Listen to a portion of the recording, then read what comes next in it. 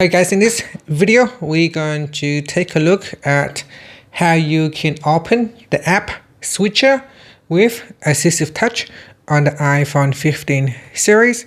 So first, let's go back to your home screen by swiping up at the bottom of the screen.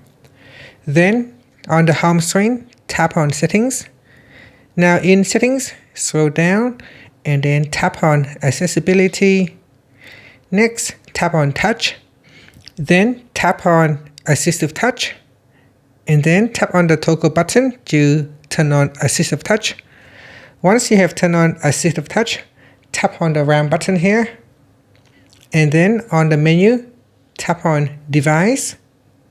Next, tap on More and then tap on App Switcher, and that's it. So that is how you can use the AssistiveTouch to open the app switcher on the iPhone 15 series. Thank you for watching this video. Please like and subscribe to my channel for more videos.